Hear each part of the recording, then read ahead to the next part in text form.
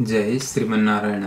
हामीले अघिल्लो वाचनमा श्री रामानुजाचार्य स्वामीजी पश्चिम दिशातर्फको यात्राको क्रममा चोलाञ्चलाम्बाका घरमा शिष्यहरूका साथ पुग्नु भएको प्रसङ्ग श्रवण गरेका थियौँ।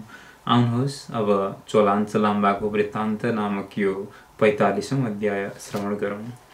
आफ्ना घरमा श्री वैष्णवहरू सवारी भएको देखेर साध्वी श्री वैष्णवी चोलाञ्चलाम्बा अर्घ्य पाद्य आसन नमस्कार आदि गर्दै स्वागत गर्न लाग्नुभयो। प्रेमपूर्वक भन्न लाग्नुभयो, आज मेरो घर पवित्र गएर श्री वैष्णव महात्माहरूले ठूलो अनुग्रह गर्नुभयो।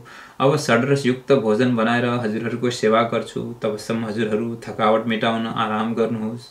उनका श्रद्धायुक्त वचनहरू सुनेर वैष्णवहरूले भन्नुभयो, हे दयामयी माता, तपाईका ममतामय वचन सुनेर हामी परम सन्तुष्ट भयौँ। भोजन बनाउन किन तपाईँ कष्ट गर्नुहुन्छ, हामी आफै गरिहाल्छौँ नि।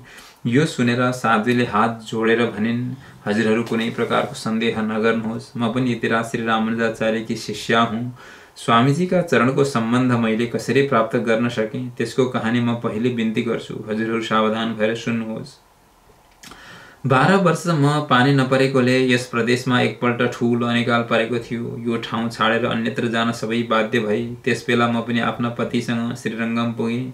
एक दिन श्रीरङ्गममा म छतमाथि रमिता हेरेर बसिरहेकी थिएँ। भिक्षाटनका लागि सवारी भएको श्री यतिराज रामानुज स्वामीजीलाई सर्वप्रथम दर्शन गरेँ। यतिराज 7वटा घरमा भिक्षाटन गरेर भोजन गर्नुहुँदो रहेछ। अनेकौं राजा महाराजा वेद वेदान्तका विद्वानहरू श्री वैष्णव ब्राह्मणहरू स्वामीजीको अर्चना गर्न लागिरहेका देखेर मलाई अचम्म लाग्यो। छतबाट तल आएर मैले सोधेँ, हे भगवान, हजुर अकिञ्चन हुनुहुन्छ, भिक्षा गरेर आफ्नो दैनिक जीवन चलाउनुहुन्छ। हजुरसँग केही पनि छैन र पनि अनेकौं राजा महाराजा विद्वान वेदान्तीहरू हजुरका दैलामा भिड लाग्दछन्, पूजा गर्दछन्। मलाई यसको रहस्य जान्न मन लाग्यो।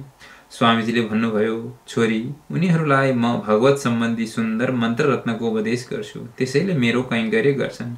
अनि मैले भने, यदि त्यसो हो भने मलाई पनि मन्त्र उपदेश गरिबक्सियोस् प्रभु। स्वामीजीले प्रार्थना स्वीकार गर्नुभयो र वैष्णवी दीक्षा प्रदान गर्नुभयो। त्यस बेलादेखि मन्त्रको अनुसन्धान गर्दै स्वामीजीले बताएका नियमहरूको पालना गर्न थाले।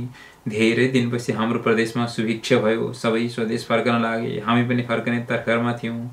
अनि फेरि म यतिराज कहाँ गएँ र निवेदन गरेँ, हजुरले दिनुभएको मन्त्र दासी उपर कृपा गरी पुनः उपदेश गरिदिएर चरण पादुका पनि दिइबक्स्योस्। स्वामीजीले कृपा गरेर पहिले गुरु परम्परा, द्वय मन्त्र आदि समुचित उपदेश गरेर आफ्ना चरण पादुका बक्स्यो। म कृतार्थ भएँ।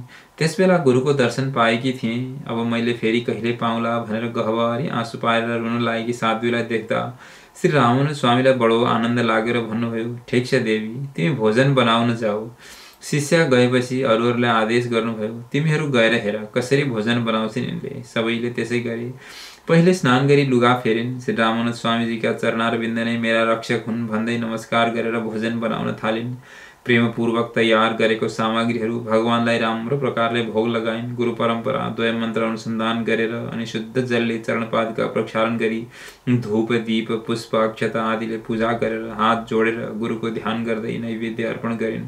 अनि सबै वैष्णवहरूलाई साष्टाङ्ग गरेर सबैका चरण प्रक्षालन गरेर विनत वचनले हजुरहरू प्रसाद पाउन सवारी होस् भनिन्। शिष्यहरूबाट सबै वृत्तान्त सुनेर यतिराजले ती साध्वीलाई भन्नुहुन्छ, तिमी ती चरण पादुका यहाँ ल्याउ त। अम्बाजीले पादुका ल्याउनु भयो। पादुका गन्ध पुष्पादिले सुसज्जित देखेर यतिराजले बडो प्रसन्न भएर भन्नुभयो, श्रीरङ्गममा स्वामीजीले तिमीलाई दिएको मन्त्र मलाई सुनायो भने मात्र यी वैष्णवहरूले भोजन गर्छन्। साध्वीले श्री वैष्णवहरूको तदि आराधनाको आशाले स्वामीका कानमा मन्त्र भनिदिन्। वहाँ यतिराज स्वामीजी यहाँ हुनुहुन्छ कि हुनुहुन्न भनेर हेरेर भनेर श्री रामानुज स्वामीले भन्दा राम्रोसँग सबैको शिरदेखि पाउसम्म दर्शन गर्दै श्री रामानुज स्वामीका नजिक आएर उहाँका चरण कमलमा आँखा लगाएर समस्त श्री वैष्णवहरूलाई भनिन्, यी दुई चरणारविन्द मेरा स्वामीजीका चरण कमल जस्तै प्रकाशमान छन्, तर हातमा दण्ड र शरीरमा कासाय वस्त्र नदेख्दा मैले निश्चय गर्न सकिनँ। यति सुनेपछि श्री यतिराज रामानुजले उनको आचार्य कैङ्कर्य निष्ठा र दृढ भागवत भक्ति देखेर खुसी हुँदै भन्नुभयो, देवी, म नै रामानुज हुँ। श्रीरङ्गमबाट शिष्यहरूका साथ यहाँ आएको हुँ। कारणवश मैले सेता कपडा लाउनु पर्यो। बस यति के सुन्नु थियो। चोलाञ्चला माताजी बडो आश्चर्यका साथ स्वामीजीका पाउमा परिन् र बडो सन्ताप गर्दै रुन लागिन्।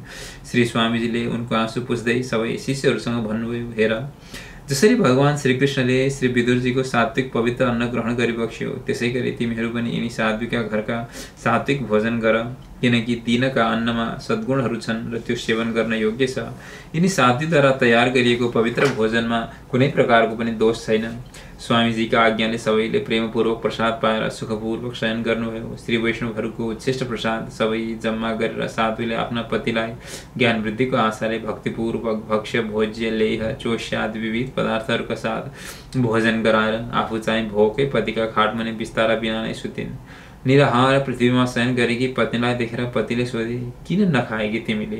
उनले भनिन्, के गर्नु, सबै श्री वैष्णवहरूले त प्रसाद पाउनुभयो गुरु आज्ञाले, तर गुरुले पाउनु भएन। मैले बारम्बार कारण सोद्धा स्वामीजीले, देवी तिम्रा पति वैष्णव रहेनछन्, मैले अवैष्णवको घरमा प्रसाद पाउने गरेको छैन भन्नुभयो र भोजन लिनु भएन।